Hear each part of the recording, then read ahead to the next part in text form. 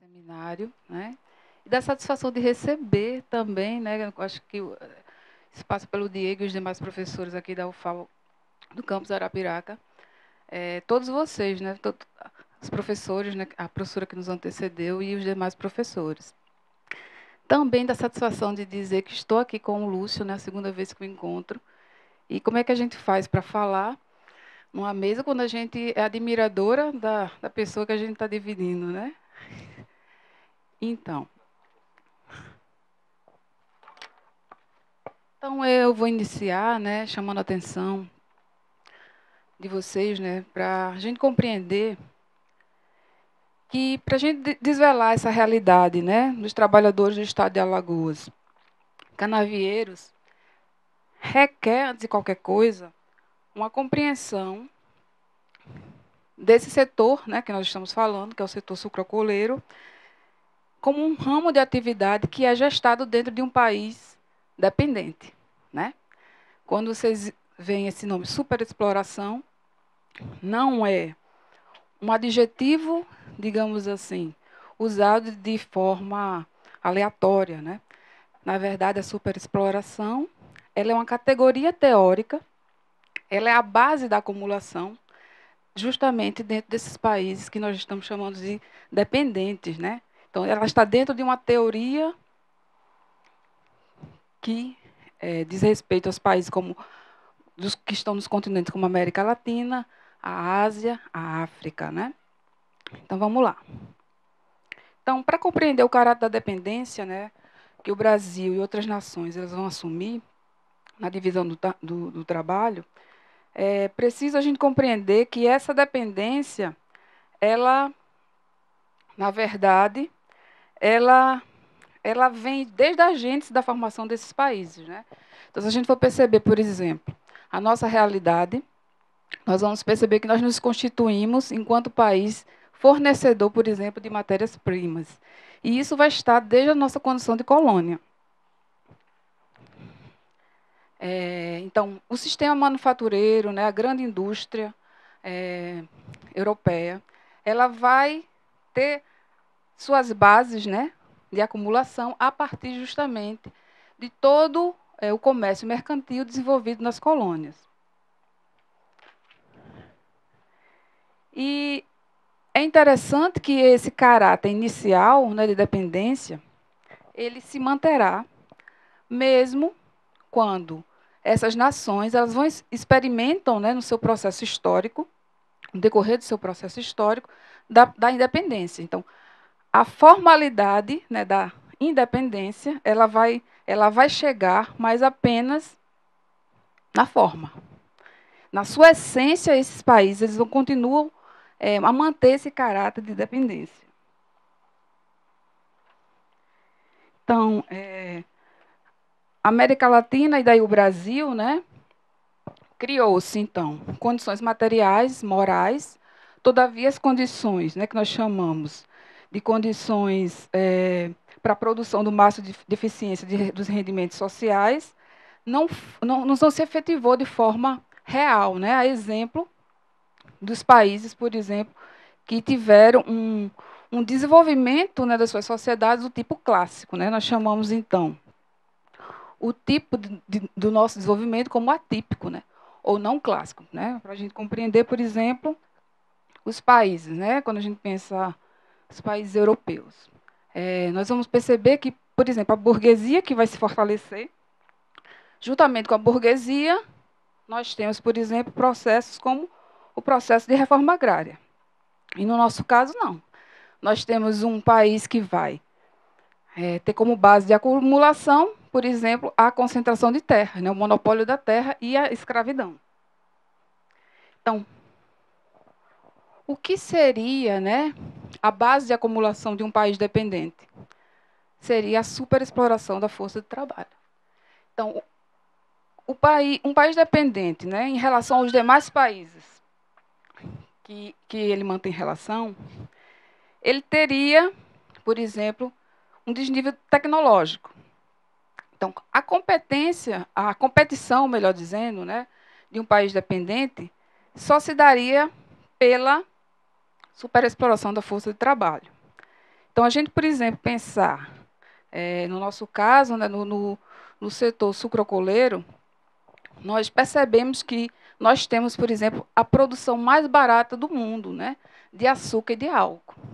Então, como o Brasil consegue competir com outras nações, né, a gente percebe que é justamente superexplorando o trabalhador. Mas o que seria, então, a superexploração, né? Seria uma exploração exacerbada. A gente sabe que a exploração é a apropriação, né, do trabalho alheio, né? No caso do capitalismo, essa se trata da forma particular de apropriação pelo capital, né? Já a superexploração seria uma forma particular de exploração, onde o próprio valor, né, o valor da força de trabalho, ele vai ser violado. Então, a superexploração seria definida por uma maior exploração da força física do trabalhador e tende normalmente a se expressar no fato de que a força de trabalho vai se remunerar abaixo do seu valor real. Então, a superexploração é uma categoria que ela vai se expressar no próprio corpo do trabalhador, né?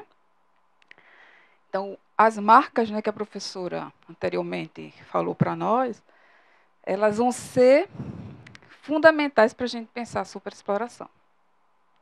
Então, nós teríamos pelo menos 4 mecanismos, né, onde ocorre a superexploração. Seria o aumento da intensidade, né, do trabalho, o prolongamento da jornada do trabalho, né, a redução salarial, o aumento da qualificação do trabalhador sem que ocorresse um equivalente nesse valor da força de trabalho, né, teríamos pelo menos 4 formas de exploração. Isso se daria tanto no momento da contratação ou no próprio processo de trabalho.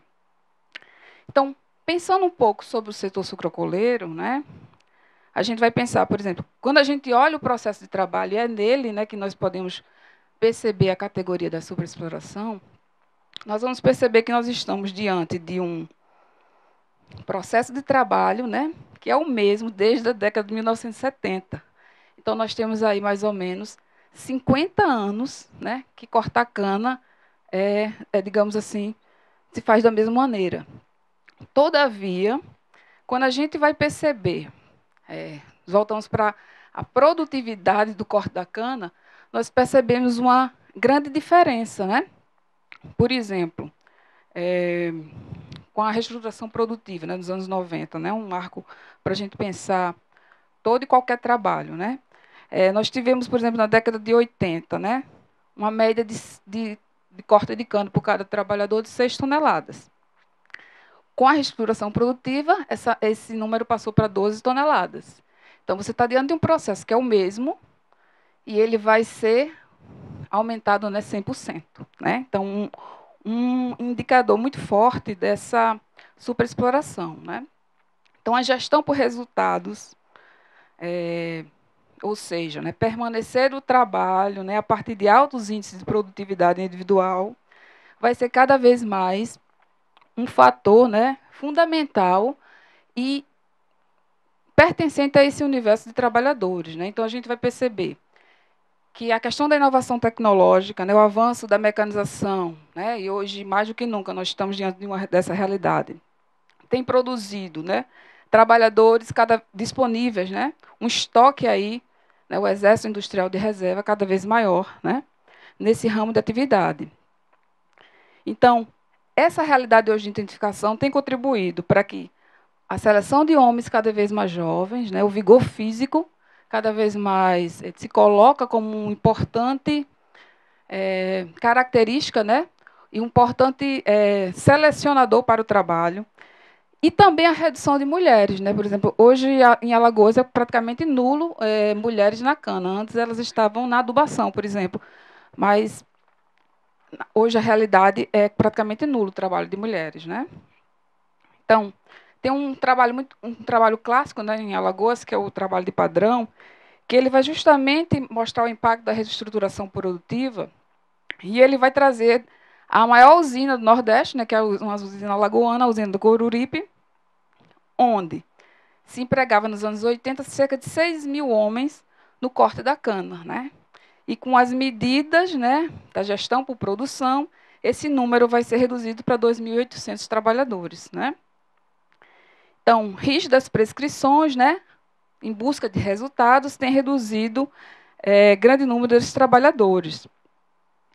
Então, um fator que vai, né, ser, digamos assim, acelerador, né, desse processo de formar estoques de reserva vai ser justamente o pagamento por produção, que não é novo, né? Marx já apontava ele lá no século XIX, que é o trabalho por peça. Mas por que na cana, no corte da cana, ele vai assumir, né, esse caráter de intensificar o trabalho, né?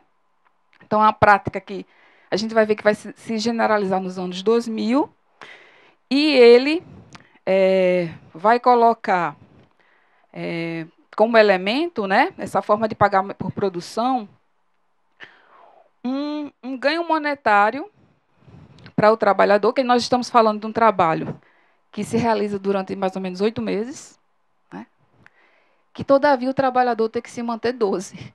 Ele precisa comer 12 meses, ele e a família dele. Então, se você estabelece nesse ramo de atividade um trabalho por produção, imagino que esse trabalhador não vai se colocar, né, a promover para a usina, para cortar cana, para se manter no trabalho, porque existe um grande estoque de trabalhadores, porque o momento é de avanço da mecanização, e que ele tem, portanto, que manter esses altos índices de produtividade, né, porque tem que manter suas necessidades, né, de alimentação, sua e de sua família. Então, esse tipo de trabalho, né, ele facilita ao capitalista, né, elevar sua forma de acumulação, todavia tem produzido adoecimentos, né, e morte, né, nos canaviais. Então, se antes nós tínhamos o feitor, quando a gente pensa, por exemplo, nos primórdios da atividade canavieira, ali o feitor, né, incentivando a produtividade.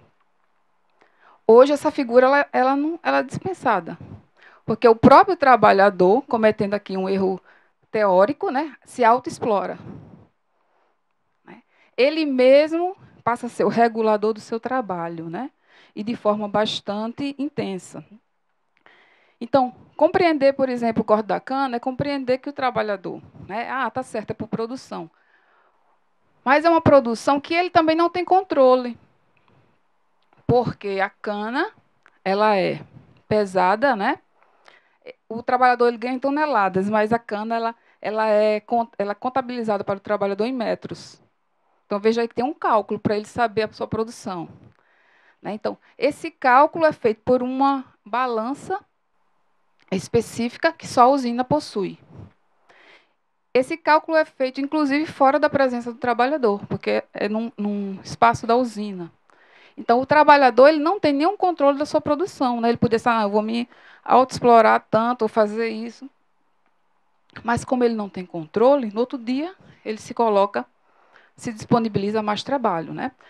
E também tem uma questão importante a gente compreender que a cana, né, a quantidade de cana cortada, também se dá pela qualidade da cana. Da quantidade de sacarose que tem a cana é que vai também determinar o valor, né? Então, uma cana com muita sacarose, ela tem um valor. Se é uma cana queimada, se é uma cana caída, né? Que chama primeira, segunda ordem, enfim. Cada cana terá um valor, né? Então, vejam vocês como é difícil, né, mensurar a produção do trabalho. Então, quem corta a cana, não necessariamente no final do dia vai ser mais remunerado, porque é uma série de fatores, né, que passam por essa remuneração, né? Então, tem um estudo do DIEESE que vai apontar, né, que essas fraudes, né, como sabemos, na pesagem da cana, corresponde mais ou menos a 21%, né, rebaixa mais ou menos em 21% do salário desses trabalhadores. E, sem falar que o metro da cana, acho que o Lúcio vai falar um pouco disso também, ele é medido a partir de um instrumento, que no nosso caso aqui é uma vara. Né? Em São Paulo nós temos o compasso, mas no caso do Nordeste em Alagoas é uma vara. Né? Então você coloca uma vara no olho e dá saltos, né? E aí vai contando a metragem do trabalhador. Né? Então, cada pulo desse, né, como uma expressão que o próprio Lúcio usa, é o pulo do gato, né, o pulo do usineiro, né? Então, vejam vocês, né, que diante de tudo isso, pesquisas, né, a nossa professora também, referência, né, a professora Aparecida Moraes Silva, ela vai desenvolver estudos e ela vai apontar que diante de toda essa realidade, né, de um trabalho, né, que a gente tá falando, eu falei apenas de um aspecto da superexploração dentro desse trabalho, né, onde o trabalhador está sob um sol escaldante, onde ele utiliza assim, de vestimentas, né, pesadas, trabalha flexionando, né, a coluna. É comparado, inclusive, a um corredor fundista, porque a quantidade de massa magra que ele tem, porque ele perde, né? Então, nós estamos diante de um trabalho que desgasta a vida do trabalhador, e daí a professora ela vai dizer que justamente a vida de um trabalhador, de um cortador de cana hoje, se compara ao do escravo na época do período colonial, né? Então, nós temos, no processo de trabalho, né, que um trabalhador que corta cana, ele vai chegar a cortar mais ou menos até 400 quilos de cana por dia, né? Vai desferir mais de 130 golpes de facão, são operações com elevada envergadura da coluna, 4.000 flexões ao longo do dia, e aí vai, né?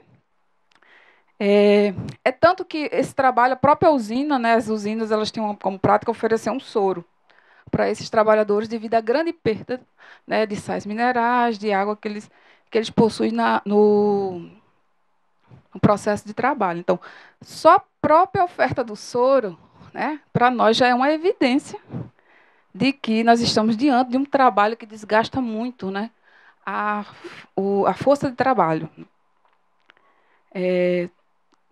Trabalho de Lúcio, eu ia falar, mas não vou falar, ele que vai falar do trabalho dele, né? Justamente que é uma outra questão, que é a questão cardiovascular, né?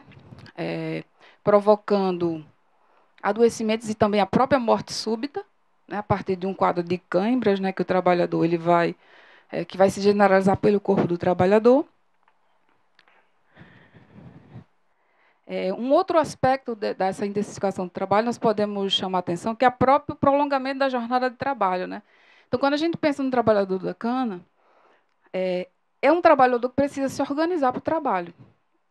Então, a jornada de trabalho dele, né, é de 11 horas, né, a média de 11 horas, no estado de Alagoas, e essa organização de trabalho começa, inclusive, de madrugada, quando ele vai se preparar, né, preparar a sua boia para o trabalho. E só acaba à noite também, quando ele vai fazer, né, a limpeza, né, das vestimentas de trabalho, dos próprios instrumentos de trabalho. Então, o descanso do próprio trabalhador ele é invadido, né? O trabalho ele se prolonga também no descanso do trabalhador. É um trabalhador também que nós tem uma peculiaridade, né? Que se desloca para eitos, né? Da cana distante.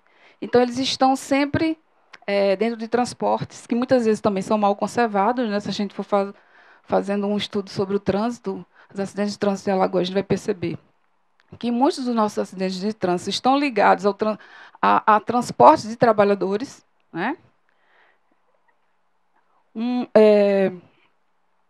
Assim, dentro da superexploração, eu acho assim que é imprescindível compreendermos também qual é a relação dela, né, com esse estoque, né? Por exemplo, se a gente pensar Alagoas, a gente vai perceber que nós estamos falando não só aqui de um tipo de trabalho, né, corte da cana. Nós estamos falando de Alagoas, né, nós estamos falando de um estado que ele conservou, né, na sua origem, o mesmo modelo, né, societário de desenvolvimento. Se a gente for perceber desde a época da sua colonização. Se vocês forem pegar um mapa, né, podem em casa depois acessar o portal Dados Abertos, né? Vocês vão pegar um mapa da área plantada com cana hoje, vocês vão perceber que é idêntico, né, à mesma área plantada com cana metade do século passado. Né? 73% da área agricultável de Alagoas é cana. né? 27% são divididos por 29 culturas. Então, vocês começam aí já, mentalmente, a pensar o lugar, por exemplo, que a pequena propriedade possui, né? A agricultura familiar no Estado. E também, vou dar outro elemento, quando você vai ver, por exemplo, quais são as indústrias de Alagoas, né? De Alagoas. O Banco do Nordeste vai dizer, as 4 principais indústrias de Alagoas, 3 são usinas. Então, vejam aí o limitado mercado de trabalho. Então, juntem aí a questão da terra, a questão do mercado de trabalho, e vejam que nós temos, né? Nós estamos falando de uma atividade específica, mas estamos falando de um Estado onde ela é central. E que, portanto, nós temos aí, por esse conjunto, né, de fatores, uma grande quantidade de pessoas, né, desempregadas. Então, o Exército Industrial de Reserva, ele tem relação direta, e aí principalmente em Alagoas, com essa questão da superexploração da força de trabalho, né? Então, nós temos indivíduos, né, em níveis elevados de pobreza, desempregados, pressionando, né, aqueles que estão ocupados, né? Então, a exigência é alta da produção, o trabalho ele não é remunerado, né, se viola o valor da força de trabalho.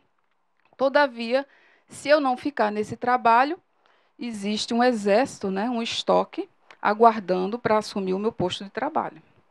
Então, é fundamental compreendermos, né, a superexploração e fazermos essa relação com o Exército Industrial de Reserva, né?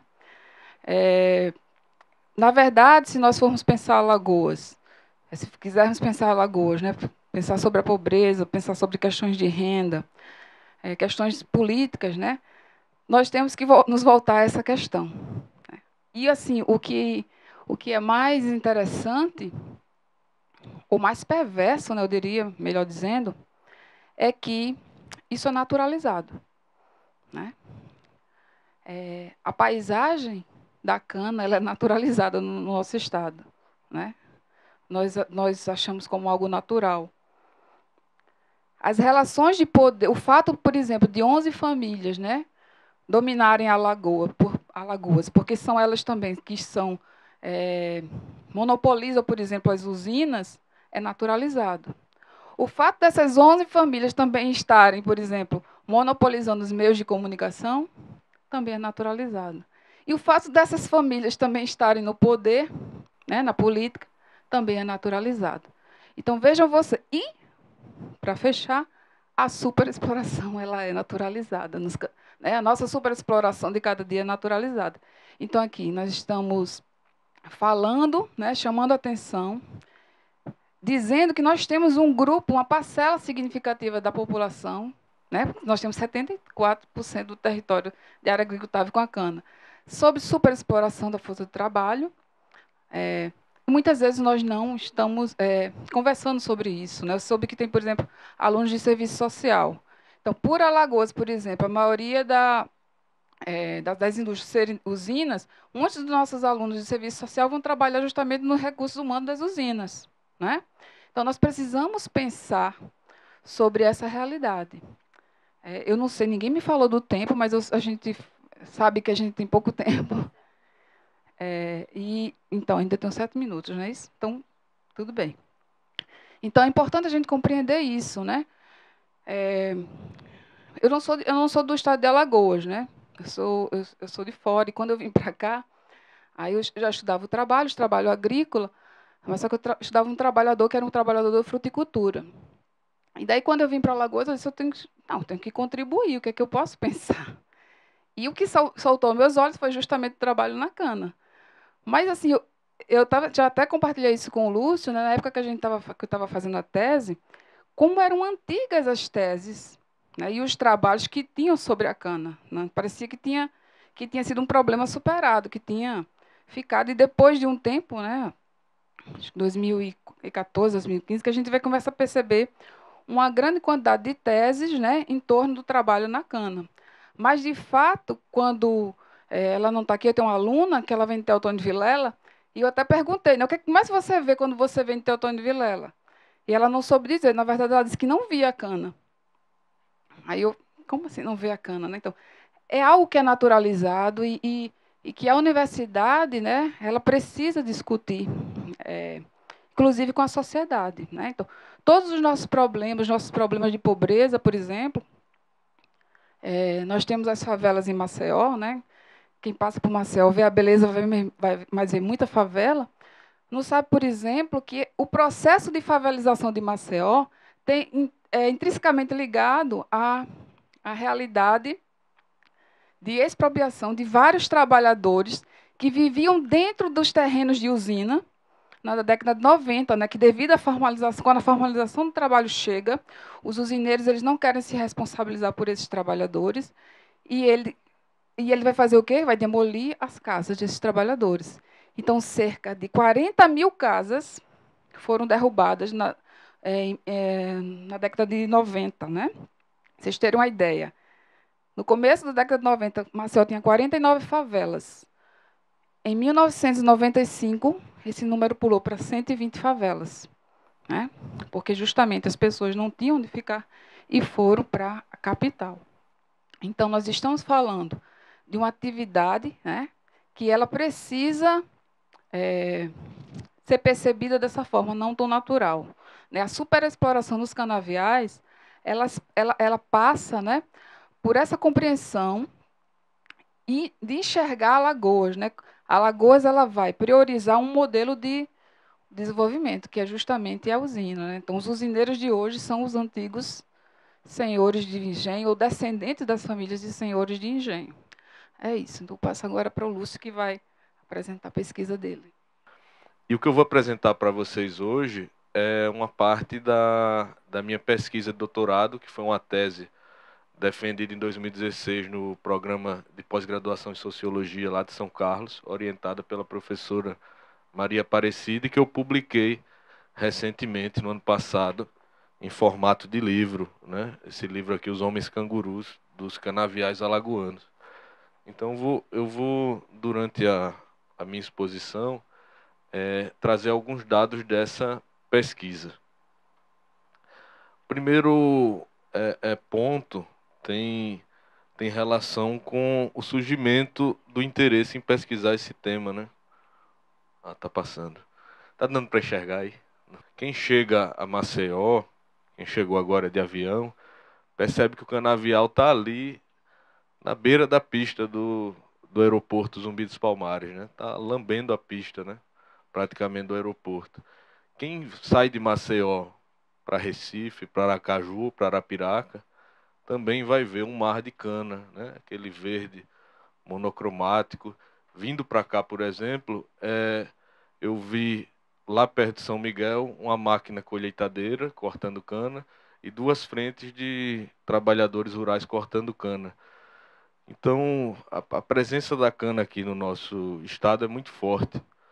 Nós temos o menor tamanho em termos de território, né? Só perdemos para Sergipe, extensão territorial, mas somos os maiores produtores de cana do Nordeste. E sétimo, sétima unidade da federação em produção de cana no Brasil. E o Brasil é o maior produtor de cana do mundo, né?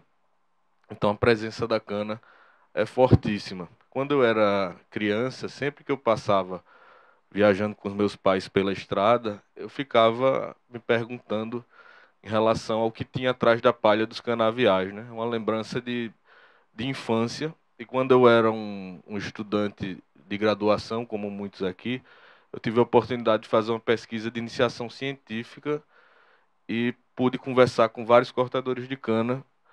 E desde 2008, 2009 que eu venho me dedicando a pesquisas sobre o tema. E naquela época algo me chamou muita atenção, que era a expressão canguru, que os trabalhadores daqui em Alagoas utilizam essa expressão. E a expressão canguru, ela remete ao animal da Austrália, mas tem a ver com um problema de saúde relacionado ao excesso de trabalho, que em São Paulo é chamado de birola, na Bahia, cãibra de nó, e aqui em Alagoas é chamado de canguru, porque quando os trabalhadores eles perdem sais minerais, eletrólitos, desidratam por conta do calor e excesso de esforço, é, nos casos mais graves, às vezes a cãibra toma todo o corpo do trabalhador. E alguns trabalhadores me disseram que o nome decorria de uma semelhança com a pata do canguru, do animal australiano, que fica encolhida rente ao corpo. Então, em alguns casos mais graves de crise, às vezes o trabalhador fica todo contorcido, encolhido e o braço fica rente ao corpo, lembrando o animal da Austrália, né? E os trabalhadores da cana, eles convivem com a presença do canguru rondando os canaviais. Não é algo assim que acontece de vez em quando. Nas turmas, durante a safra, é comum semanalmente ter um caso de canguru, que na medicina se chamaria distúrbio hidroeletrolítico, que exige reposição de sais minerais, de eletrólitos, né? E aquilo me chamou muita atenção, mas na época eu não tinha condições de investigar esse tema da saúde do trabalhador, né? Por isso eu só pude investigar na pesquisa de doutorado.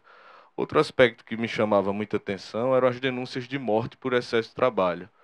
Em São Paulo, no início dos anos 2000, eh, meados dos anos 2000, a Pastoral do Migrante fez várias denúncias de morte por excesso de trabalho, que o Ricardo Antunes até chamou na época de karoshi tropical, né? Karoshi é uma expressão que vem do Japão, que é uma overdose por trabalho, né? Um trabalho que é tão intenso que leva à morte. E nos canaviais de São Paulo foram denunciadas mais de 20 mortes pela Pastoral do Migrante. Isso teve uma repercussão pública. A partir daí, o judiciário foi provocado a se posicionar.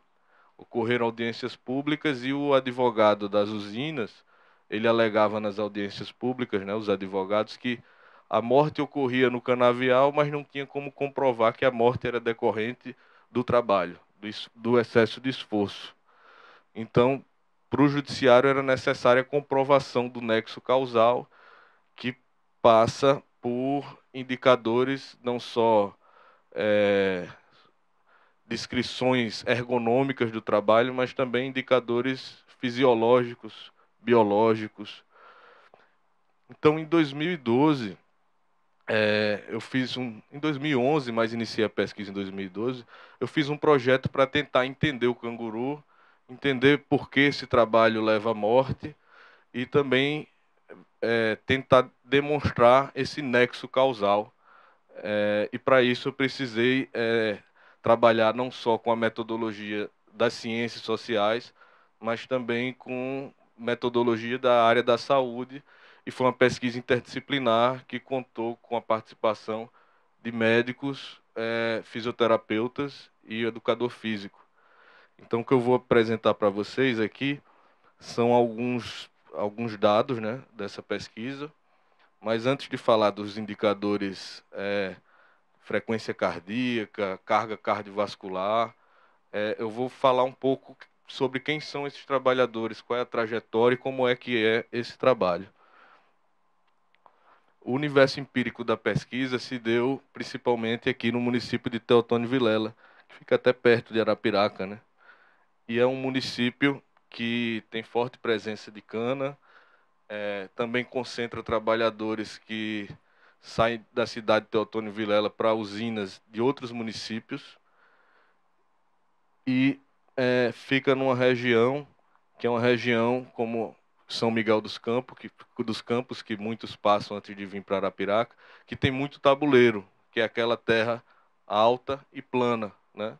Uma terra que é interessante para mecanizar não só a colheita, mas todo o processo de plantio, de transporte. E era uma terra que até os anos 70 era uma terra que não era muito valorizada para o plantio de cana, né? Essa região de Teotônio e Vilela, porque antes da Revolução Verde, do avanço da tecnologia, fertilizantes, a área do tabuleiro era considerada imprópria para o cultivo da cana. Era uma terra que era alta, tinha problemas de fertilidade. Então, antes, a terra mais valorizada para a cana, ela estava na várzea, nos vales úmidos, né? Depois, paulatinamente, final dos anos 50, início dos anos 60 e, sobretudo, nos anos 70, essa terra vai se tornando uma terra valorizada, né? Uma terra cobiçada. E lá em Teotônio Vilela eu pude conversar com vários trabalhadores que viviam nessas terras como terras comuns, terras que não tinham valor de mercado, era uma terra que alguns chamavam de terra de Hereu, diziam que era uma terra que por não ser de ninguém era de todos, né? Tem um trabalho belíssimo da Beatriz Herédia, que era pesquisadora do Museu Nacional, fez uma pesquisa no final dos anos 70, mostrando como essa terra foi sendo tomada, expropriada, algo que o David Harvey chamaria de acumulação por expoliação. Então, várias formas fraudulentas de conseguir a terra, ameaças, cercamento de pequenos produtores. Então, o tabuleiro ele não era um deserto, como dizia o Osman Loureiro, que foi governador em Alagoas nos anos 30, que o tabuleiro era uma solidão semidesértica. Era uma terra ocupada por pequenos produtores, era uma terra comum. E essa terra foi tomada para a expansão da cana, né? Então, na região que eu fiz a pesquisa, em Teotônio Vilela, eu encontrei trabalhadores que eram filhos de pequenos produtores dos tabuleiros e até encontrei trabalhadores mais velhos, já descartados pelas usinas, que ocuparam essa terra. E então, naquela região existe meio que uma expropriação não só da terra, mas da memória dessa expropriação. É o que eu chamo de expropriação da memória. Então vejam, uma usina no vale úmido, onde passa um rio, geralmente, né? Embaixo do vale, no centro, e a parte no horizonte plana é a terra do tabuleiro. O trabalho na cana, como a Sabrina colocou, é um trabalho que em Alagoas vem desde o século XVI, né? Período da colonização, o primeiro engenho, o primeiro escravo, junto. E é um trabalho que, ainda que a técnica seja muito parecida, ao longo do tempo foi sofrendo algumas mudanças, algumas modificações. Então, mais recentemente, um grande marco de mudança no trabalho dos canaviais está na reestruturação produtiva que a Sabrina citou anteriormente. Então, quando a gente pensa os anos 90 aqui em Alagoas, início dos anos 90, várias usinas se reestruturaram, né? Houve o fim do IAA, o Instituto de Açúcar e do Álcool. As usinas de Alagoas tiveram dificuldade de concorrer com outras usinas do Centro-Sul. Várias fecharam. Houve uma concentração das usinas estavam com mais capital e as usinas mais modernas, e elas se reestruturaram, e essa reestruturação chegou não somente na parte industrial, mas também no campo. No caso dos cortadores de cana, essa reestruturação teve um forte impacto. A legislação, com a Constituição de 88, finalmente, de maneira tardia, garantiu para os trabalhadores, pelo menos o direito abstrato aqui em Alagoas, de ter acesso a direitos trabalhistas. Então, antes de 88, predominava um trabalhador informal, como os trabalhadores chamam hoje de clandestinos, sem direito, era um contrato verbal, sem direito a nada. EPIs, sem direito a nada de direitos trabalhistas, previdenciários, e com essa modificação, as usinas são obrigadas a garantir certos direitos básicos, direitos trabalhistas, ainda que muitas vezes várias fraudes continuam ocorrendo e ocorriam, foram obrigadas a assinar carteira, né? E as usinas modificaram isso. Por um lado, foi um avanço para os trabalhadores, porque tiveram acesso ao mundo dos direitos, mas, por outro, modificaram os seus métodos de seleção e aspectos do próprio processo de trabalho. Então, as usinas passaram a selecionar somente trabalhadores com um perfil altamente produtivo, né, com alta capacidade de cortar cana. Então, estabeleceu algo que não havia antes, que são as médias mínimas diárias, como era esse trabalho nos anos 70, início dos anos 80. Tinha muita criança ainda. Hoje a gente não encontra, pelo menos nas usinas, em terra de fornecedor talvez sim, mas nas usinas a gente não encontra criança cortando cana. Antes, mulher grávida cortava cana. Hoje é difícil encontrar. Idoso cortava cana, cortava com a sandália havaiana, cortava sem proteção nenhuma. Era transportado em gaiolão, em geral. Hoje a gente tem determinados avanços. Mas o que é que aconteceu com esse trabalhador? Aí é um aspecto nefasto, né? O trabalhador hoje ele tem que cortar, no mínimo, 7 toneladas de cana por dia para permanecer empregado nas usinas aqui da região do Teotônio Vilela. 6 a 7 toneladas, no mínimo, por dia. O trabalhador que não atinge essa média mínima diária, ou ele é dispensado nos primeiros meses da safra, ou não é contratado na safra seguinte. E essas médias foram subindo, inicialmente 2, 3, 4, 5, 6, em algumas usinas, 7 toneladas por dia. Além disso, houve uma exigência de um padrão de qualidade do corte diferente do que acontecia nos anos 70 e nos anos 80. Então, um controle mais rigoroso da cana ser cortada rente ao solo, que é onde tem mais sacarose, que os trabalhadores chamam de toco baixo, a palha bem afastada da esteira de cana, e tudo isso fez com que esse trabalhador que está hoje cortando cana, ele tenha, em média, um esforço muito maior, uma carga laboral muito mais elevada e intensa do que o que acontecia nos anos 70, nos anos 80. E alguns, quando chegam aos 30 e poucos anos de idade, já chegam em forma de bagaço, com vários problemas de saúde, e muitos são descartados ainda na flor da idade. Então, dificilmente vocês irão encontrar aqui em Alagoas alguém cortando cana com 64 anos de idade, por exemplo. Pode ser que encontre um caso esporádico de alguém que às vezes está ali porque tem uma relação com a gerência, porque tem uma relação antiga, mas dificilmente um trabalhador chega aos 50 e tantos anos de idade cortando cana. A pesquisa que a Sabrina citou, da professora Maria Aparecida, estima que em São Paulo o tempo de vida útil de um trabalhador da cana, no início dos anos 2000, girava mais ou menos em 15 anos de vida útil, né? Aqui em Alagoas, pelas pesquisas, pelos dados das próprias usinas, a partir dos 40 anos de idade, o número de trabalhadores, inclusive no livro tem um dado foi fornecido por uma usina que mostra isso. O número de trabalhadores acima de 40 anos vai sendo reduzido drasticamente.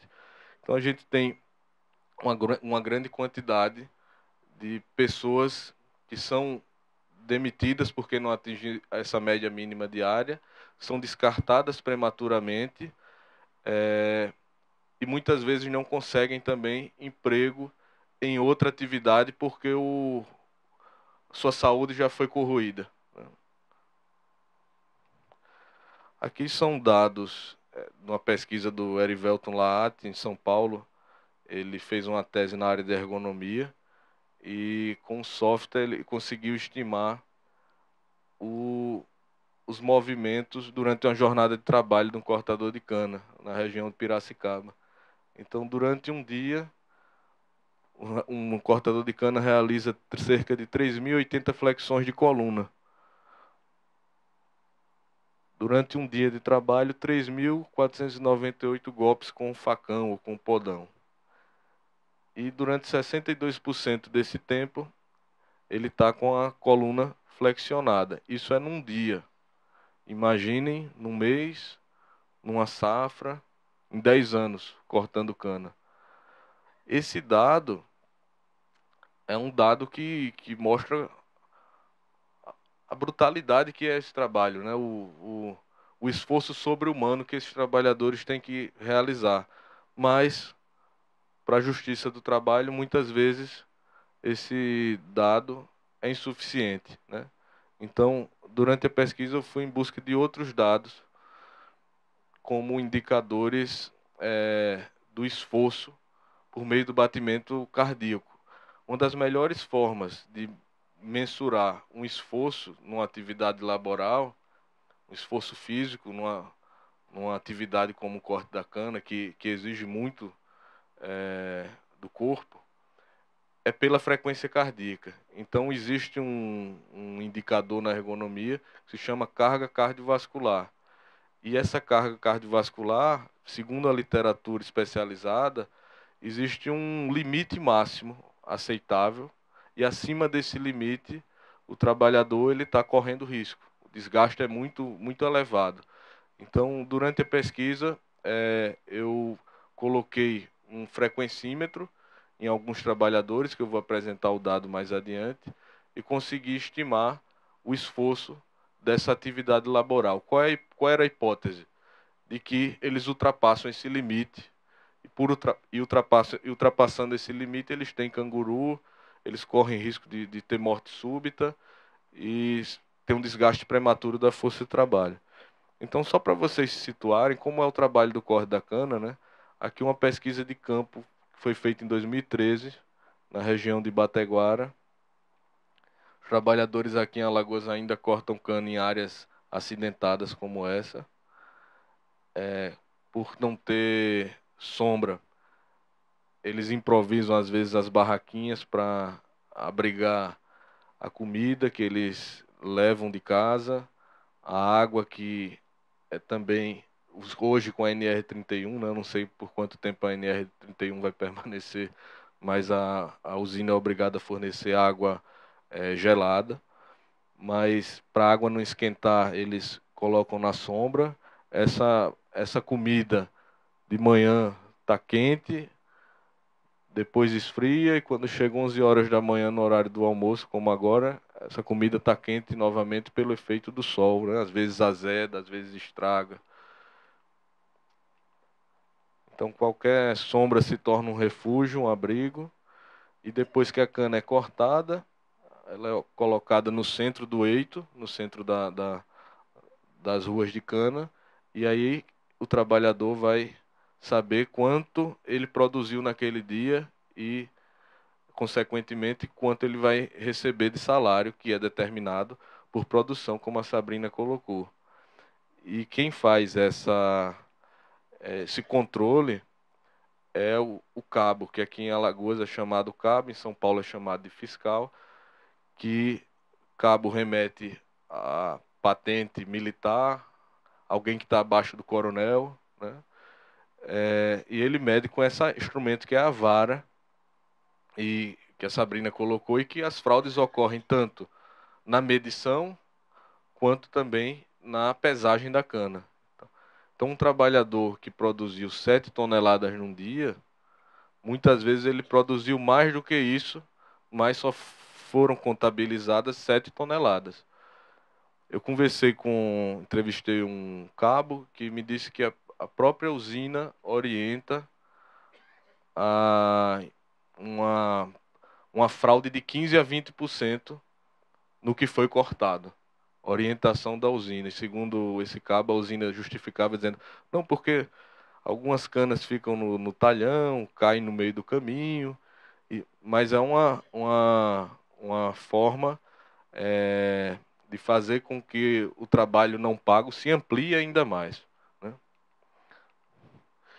Aqui ainda existe cana sendo cortada nessas encostas que a, a máquina carregadeira não consegue colocar no caminhão, então a cana tem que ser tombada, a cana é embolada morro abaixo, e é um trabalho que vai aumentando quando chega perto do pé do morro, porque o bolo de cana fica mais pesado e lembra a figura do mito de Sísifo, né, que no caso é uma bola morro acima, nesse caso é um trabalho sem sentido levando a cana morro abaixo. A foto também mostrando a área depois que a cana foi cortada, né, a queimada, a degradação do meio ambiente. Não é só o trabalhador que é degradado. O meio ambiente também, as nascentes, os animais, o ar, tudo isso é afetado. E quando chega no final de um dia de trabalho, muitos estão assim, sem energia, esgotados, chegam em casa às vezes sem disposição para nada. Trabalhador sendo transportado em 2013 num caminhão adaptado, calor insuportável. Então, durante a pesquisa, de manhã cedo, eu colocava o frequencímetro, orientava os trabalhadores, e no final do dia, eu pegava de volta com os dados da frequência cardíaca máxima, média e a mínima, né? E acompanhava perguntando quanto eles produziram naquele dia, quantos litros de água foram ingeridos. E antes da safra, eu realizei um teste ergométrico com esses trabalhadores. Por que foi necessário? Porque alguém que tem uma condição cardiorrespiratória muito ruim, muito baixa, muito fraca, pode ultrapassar seu limite de esforço subindo um jogo de degrau. E alguém que tem uma aptidão cardiorrespiratória excelente pode subir um prédio de 10 andares e não ultrapassar seu limite máximo de esforço. Então, esse teste foi necessário para ter um parâmetro e, para minha surpresa, na amostra final, que ficou com 22 trabalhadores, porque alguns não conseguiram terminar a safra, seja por desemprego, problema de saúde, mudança de função durante a safra, ou porque alguns saíram mais cedo no final da safra para conseguir um emprego em outro estado. Para minha surpresa, alguns tinham um condicionamento físico de atleta de ponta, né? Então, trabalhador com um VO2 máximo de 70, que é um condicionamento físico excepcional, né? Esse trabalhador, por exemplo, ele me disse que saía de Teotônio Vilela com a esposa no quadro da bicicleta, tomava banho de mar e Cururipe e voltava no mesmo dia com a esposa no quadro da bicicleta. Esse era um trabalhador que tinha vindo do sertão e era um dos campeões da safra, porque já tinha sido o trabalhador que mais cortou cana numa usina com mais de 1.000 trabalhadores da cana. Mas acontece que, ao longo do tempo, toda essa saúde e condicionamento físico vai sendo desgastado. Então vejam, somente 4 tinham condicionamento, 5 tinham condicionamento físico bom, o resto era uma aptidão cardiorrespiratória excelente. Então aqui os dados, né? Final da safra, eles ultrapassaram o limite de 33% de carga cardiovascular. Então, em média, eles ficaram com 36% de carga cardiovascular, bem acima, e alguns chegaram a índices alarmantes, como 46% de carga cardiovascular. Somente 4 não ultrapassaram esse limite. E um outro dado que chama atenção é a frequência cardíaca máxima.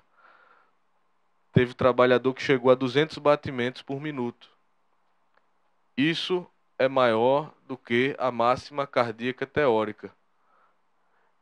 Se esse trabalhador... Eu vou mostrar o próximo gráfico, que ilustra um dia de trabalho desse cortador de cana.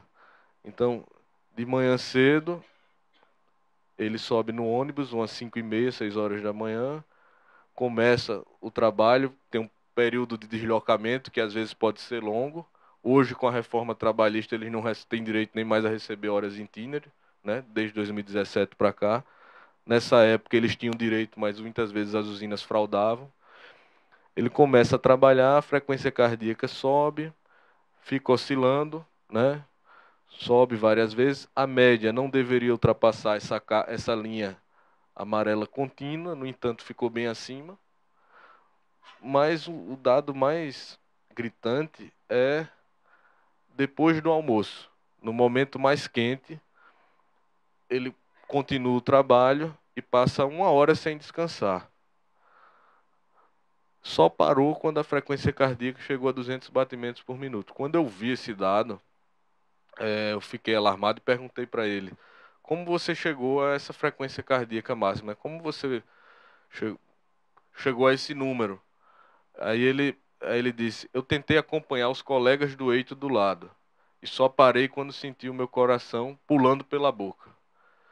Se esse trabalhador tivesse um problema cardíaco, fosse um cardiopata, ele tinha grandes chances aqui de ter morte súbita, né?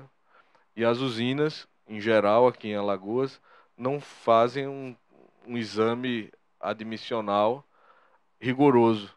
Então, tem vários trabalhadores que estão, enquanto a gente está aqui nesse auditório conversando, correndo o risco de ter morte súbita. Muitas vezes isso é subnotificado, não se torna público. E eu vou mostrar outro dado também de um cortador de cana que ultrapassou a máxima cardíaca teórica, né? Não precisava nem desses números. Basta olhar o que é o trabalho no corte da cana. Mas se é necessário comprovar o nexo causal nos termos mais cartesianos, então vamos demonstrar. Está aqui, ó. Esse trabalhador corre severo risco de ter morte súbita. Como explicar isso? Não é só pela frequência cardíaca. A gente tem que entender que o trabalhador é levado pela organização do trabalho, pelo salário que na safra passada era R$ 8 por tonelada de cana cortada, pela incerteza da entre-safra. Então, existem determinantes sociais que levam esse trabalhador a chegar a 200 batimentos por minuto. Pode passar, por favor, Sabrina. Mais alguns dados, eu já estou perto de concluir, viu, gente? Teve trabalhador que chegou a perder 5.000 calorias num dia cortando cana crua, a cana que não foi queimada. Considerando o momento que eles sobem no ônibus ao momento que retornam, eles ficam à disposição da usina 11 horas num dia, em média. 11 horas por dia, em média. É muito tempo, é muito tempo. E chegam cansados. E quando a gente pensa nesse tempo todo, atualmente sem receber horas em itinerário, inclusive, como é que esse trabalhador vai ter condições de se organizar no sindicato, atuar no partido político, ir para a Assembleia, organizar greve? Eles produzem aqui em Alagoas, em média, 7 toneladas. Depois a gente pode discutir por que em São Paulo os dados que a Sabrina colocou é uma média mais alta. Existem particularidades aqui em Alagoas, que não necessariamente significa menos trabalho aqui em Alagoas, a gente pode discutir. E eles bebem, durante o trabalho, 8,9 litros de água, em média, durante o trabalho. Mas eles, quando chegam em casa, ainda, muitos vão beber mais água. É muito calor. Só de acompanhar eles no corte da cana, eu saía exausto. E eu não estava fazendo esforço. Eu estava caminhando, olhando, conversando, anotando no sol quente. Imagine para eles que estavam cortando cana, sem a alimentação adequada, sem tempo para repor as energias, porque no dia seguinte tem que cortar mais 7 toneladas de cana no mínimo. A avaliação física também, que mostrou que eles, durante a safra, perdem muita massa gorda e ganham massa magra. Então, alguns trabalhadores, no final da safra, ficam com a bermuda. Fui encontrar trabalhadores na casa no final da safra para fazer essa avaliação física. Alguns vinham com a calça caindo, né? Porque, às vezes, o peso não era nem tão significativa a diferença, mas massa gorda e massa magra foi significativo. E o questionário nórdico de sintomas osteomusculares mostrou que a região da lombar da coluna, numa amostra com 32, 89% tinha dor, dormência ou desconforto na região lombar. É muito acima dos estudos que mostram a média com quem não corta cana. E punho e ombro também é muito frequente, porque eles, além de cortar a cana, eles têm que abraçar a cana, né? Uma mão está com o facão e a outra está a todo instante abraçando o que eles chamam de moe de cana, né? Que é a toceira de cana. Então, é muito frequente o uso de automedicação para continuar trabalhando. Isso pode acarretar problemas renais, o medo de apresentar atestado para não ser demitido na safra seguinte. E quando a gente fala que há uma superexploração nos canaviais, né? A gente tem que entender aqueles elementos que a Sabrina colocou, né? Pensando lá no texto do Marini, na dialética da dependência, a gente tem que entender aqueles três mecanismos que aqui atuam de maneira combinada, né? Então a gente tem uma alta intensidade do trabalho, elevadíssima, uma jornada também que é prolongada, né? E uma remuneração que não garante, muitas vezes, a capacidade de reproduzir a, a própria vida do trabalhador, sua energia vital. Então, nós temos esses três elementos combinados, mas não é isso somente que explica a superexploração, não se explica somente por isso. Aqui a gente percebe que há um desgaste prematuro dessa força de trabalho. Quando a gente compara um cortador de cana, né, com a vida, por exemplo, de um trabalhador do setor de serviços, a gente percebe que o tempo de vida útil desse trabalhador aqui, ele é muito curto, né?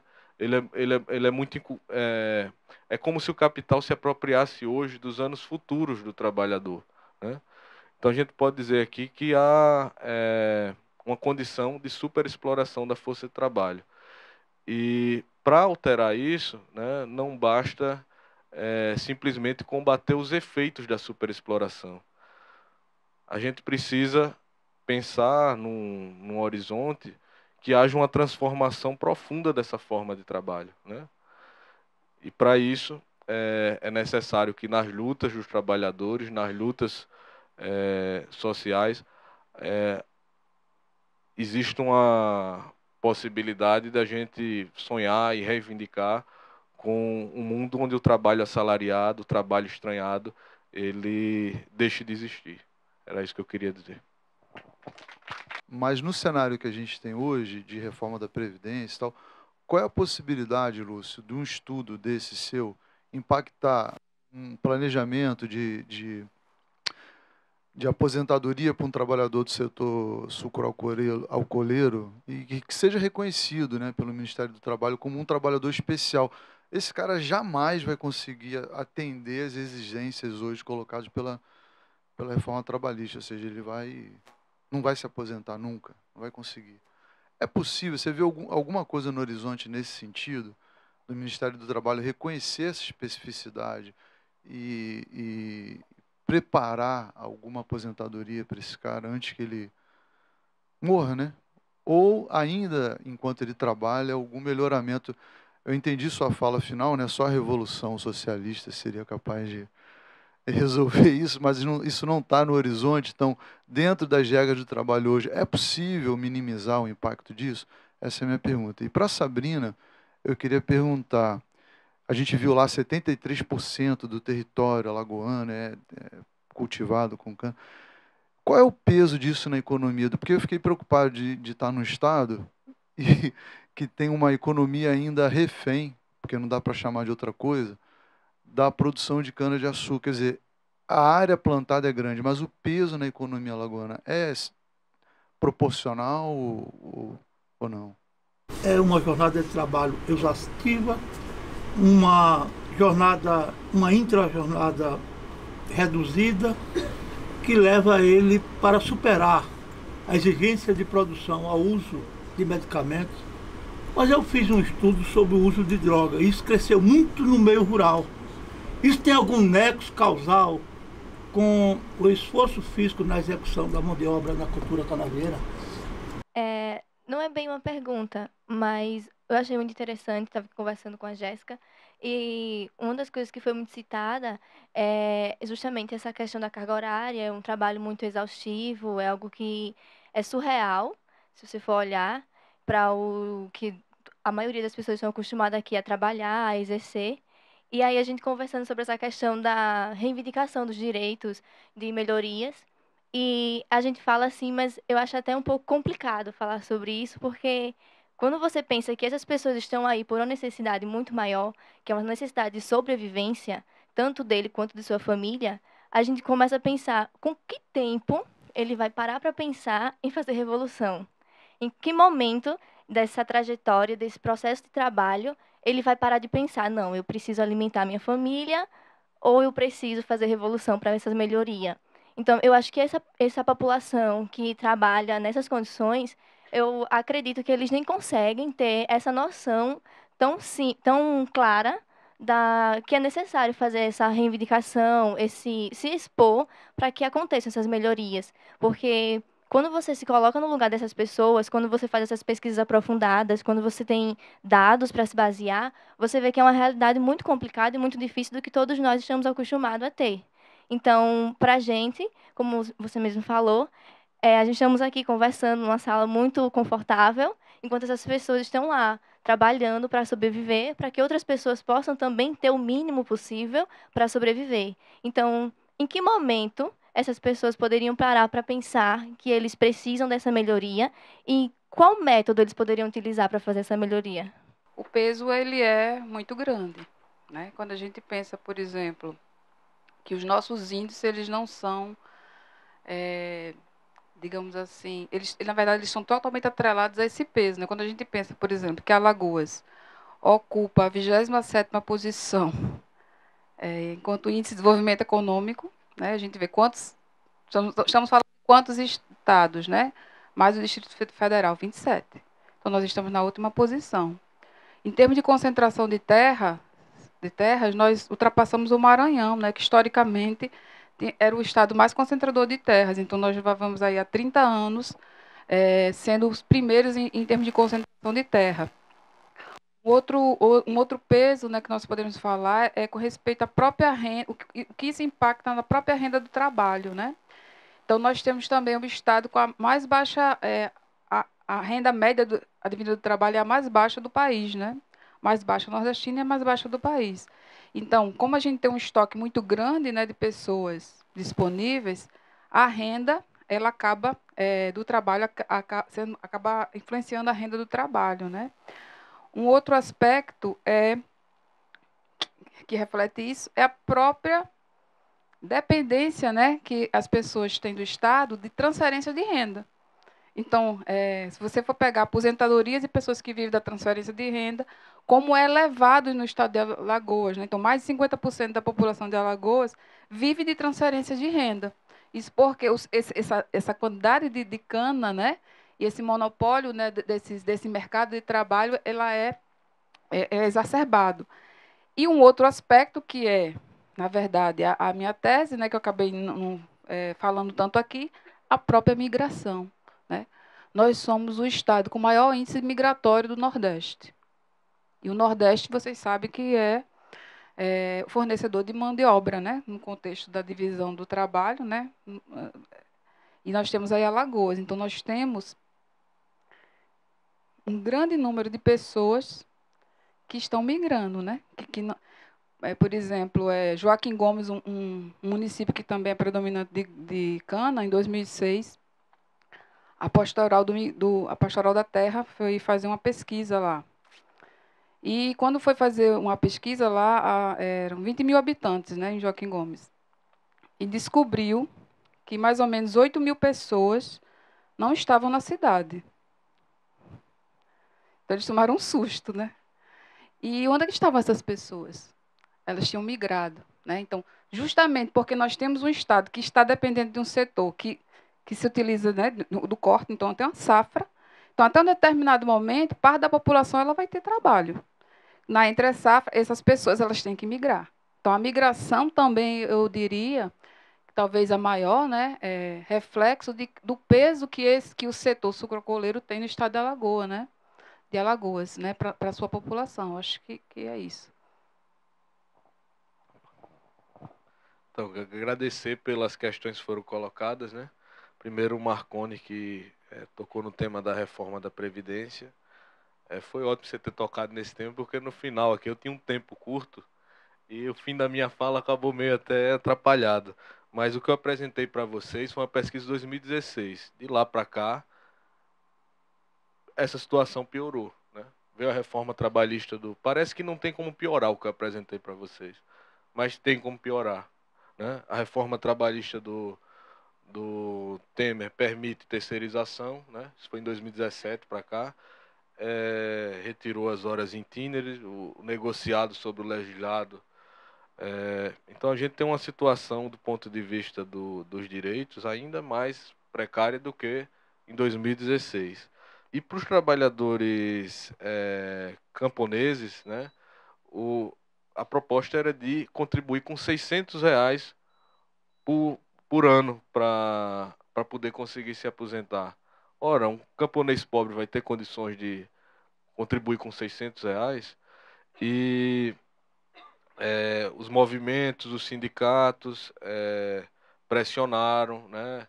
Houve uma mobilização de uma bancada parlamentar, é um tema que é escandaloso, e até onde eu estava acompanhando, na última rodada, eles não tinham conseguido efetivar essas mudanças para os trabalhadores rurais, né? Até a última rodada, mas isso pode virar a qualquer momento, né? Isso é uma pauta do agronegócio, da bancada ruralista, que tem muita força, que está representada fortemente nesse governo, e a possibilidade de fim de direito à aposentadoria para esses trabalhadores é altíssima. Então, como é que um estudo como esse pode contribuir, né? Eu falei no final da mudança do trabalho, né? Mas não significa que eu despreze a luta por direitos, né? Pelo contrário, né?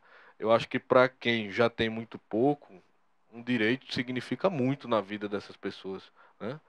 Sem dúvida é fundamental a luta por direito. Agora, o que eu quis dizer é que não é possível acabar com a superexploração somente pela esfera do direito da emancipação política, porque a gente teve um avanço enorme com a Constituição de 88. Vocês viram como esses trabalhadores tiveram acesso a direitos que antes não existia, e a superexploração permaneceu, e permaneceu de uma maneira tão cruel quanto a passada, e talvez em alguns aspectos ainda mais cruel, porque a intensidade do trabalho se elevou, né? Então foi nesse sentido de que a luta por direitos é necessária, muito necessária, mas a superexploração não se acaba aí, somente pelo acesso aos direitos. Sobre o uso da... Espero que agora tenha sido mais clara a minha fala. Sobre o uso das drogas, né? Eu cheguei a presenciar, não abordei na tese e nem no livro, e depois vou dizer o motivo, mas o que eu presenciei é que muitas vezes o uso da maconha tem a ver com relaxar o corpo, aliviar as dores musculares, e o uso do crack tem a ver com conseguir produzir mais. É o que eles chamam de ficar com o diabo no corpo, para poder produzir mais. Aumentar a tonelada cortada e, quem sabe, talvez ali ter mais dinheiro no final do mês. Isso é muito perverso. Agora, muitas vezes esse tema é tratado de uma maneira que reforça o estigma sobre o trabalhador. Como se o trabalhador usasse o crack para ter o diabo no corpo, porque simplesmente ele é um delinquente, por aí vai, né? Mas muitas vezes o próprio trabalho leva muitos trabalhadores a procurar saídas como essa. A diferença do anti-inflamatório para maconha tem a ver que uma droga é legal, a outra não é, né? Sobre a questão da consciência de classe que foi tocada, é necessário dizer o seguinte, que esses trabalhadores, eles fazem muita luta, né? Eu não pude tratar aqui, né? Vocês viram a última foto que era com os trabalhadores levantando facão na porta da usina, fazendo greve. Mas esses trabalhadores, eles fazem muita greve. Aqui em Alagoas, em 2009, 2010, 2011, 2012, acho que quem viajava muito pelas estradas do interior deve lembrar de várias vezes a rodovia bloqueada. Às vezes essas greves eram feitas sem a presença da direção do sindicato, feita a revelia do sindicato. Muitas vezes o líder sindical pode até ser cooptado, né, ser pelego, como a gente costuma dizer, no meio dos movimentos. Mas esses trabalhadores, eles fazem greve quando o preço da tonelada é inaceitável, quando há atrasos no pagamento, porque eu gosto de pensar a luta de classes muito influenciada pela ideia do Thompson, né? de que a luta de classes, se é o motor da história, ela não se dá somente nas grandes greves, nos grandes levantes. Ela se dá no cotidiano. E esses trabalhadores, ainda que muitos não tenham como perspectiva um projeto revolucionário, eles vivem a exploração, eles vivem a contradição do capitalismo e muitos sabem que são explorados. E muitas vezes se colocam contra essa exploração de maneira não pública. Por exemplo, aquilo que a Maria Aparecida Moraes Silva chama de resistência miúda e que o Scott chama de resistência cotidiana dos camponeses, sabotando o padrão de trabalho de maneira camuflada, organizando uma maneira de se esforçar menos, sem ser percebido pelo cabo. São formas, chama de miúda, por quê? Porque são lutas que muitas vezes não têm grandes consequências, né? Por isso são lutas miúdas, mas a contradição e o embate está ali, né? Está no cotidiano.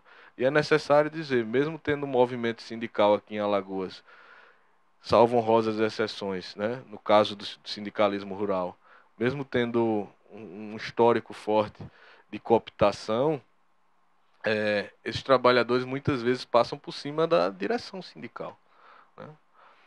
E a história recente de Alagoas, pegando 2009 para cá, mostra isso. Inclusive tem uma tese de um professor da UNEAL, Paulo Cândido, que analisou esses paradeiros, né? Então, é terra arrasada, mas não é tão terra arrasada assim, né? Existe resistência nesse sentido.